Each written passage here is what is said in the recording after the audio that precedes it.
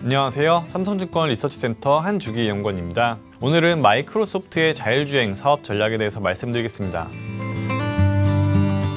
마이크로소프트가 자율주행에 접근하는 방식은 일반적인 자율주행 업체들과는 완전히 다르다라고 볼 수가 있는데요. 예를 들어 자율주행 업체라고 한다면 대표적으로 테슬라, 구글의 웨이모, GM 크루즈 같은 기업들이 떠오르실 겁니다. 하지만 마이크로소프트는 이들 기업처럼 자동차를 직접 생산하거나 혹은 자율주행 소프트웨어를 직접 개발하지 않습니다. 대신에 자율주행 시스템 개발에 필요한 클라우드 컴퓨팅을 제공하겠다는 것이 기본적인 전략인데요. 자율주행 시스템을 개발하는 과정은 정말 복잡합니다.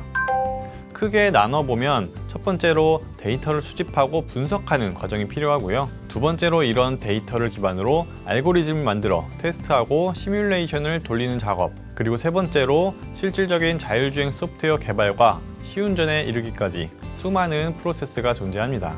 그리고 완벽한 자율주행 시스템을 구축할 때까지 이런 과정을 반복하게 되는 것이죠. 결국 이렇게 다양한 워크플로우에서 필요한 것은 대규모 컴퓨팅 리소스입니다. 그런데 필요한 리소스를 짧은 시간 내에 확보하려면 클라우드에 의존을 할 수밖에 없다는 것이죠. 특히 스타트업 같은 경우에는 개발력은 훌륭해도 인프라가 부족합니다.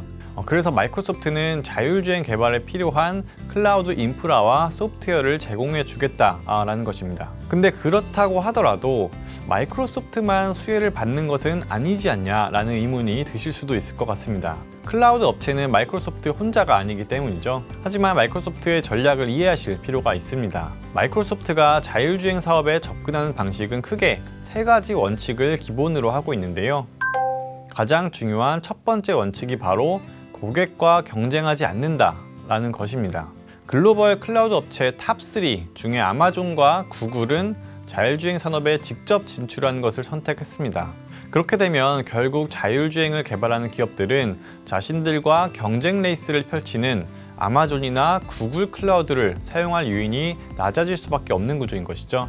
경쟁자에게 기술과 데이터를 보여주기 싫은 것은 매우 당연합니다. 반도체 파운드리 산업의 TSMC를 떠올려 보시면 쉽게 이해하실 수 있을 것 같은데요. 최근에 TSMC가 이렇게 승승장구하고 있는 배경에는 결국 고객과 경쟁하지 않는다라는 전략이 깔려있기 때문입니다. 마찬가지로 마이크로소프트는 자율주행 산업에서 중립적인 포지션을 취하면서 모두의 파트너가 되겠다라는 전략인 것입니다. 이런 방식으로 접근하다 보니까 실제로 고객들이 마이크로소프트를 찾기 시작했습니다. 올해 들어서만 1월에는 GM의 자율주행차 부문 자회사인 크루즈가 마이크로소프트와 전략적 제휴를 발표했고요. 2월에는 폭스바겐 그룹 역시 마이크로소프트와 파트너십을 맺어 자율주행 플랫폼을 구축하겠다라고 발표를 했습니다.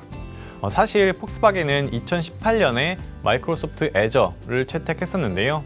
흥미로운 점은 그 당시 폭스바겐이 처음으로 클라우드를 도입을 한 것이 아니라 기존의 아마존 AWS를 사용하다가 마이크로소프트 쪽으로 넘어갔다라는 점인데요. 폭스바겐 입장에서 아마존은 자율주행 분야의 잠재적인 경쟁자이기 때문에 이런 결정을 했다라고 볼 수가 있습니다.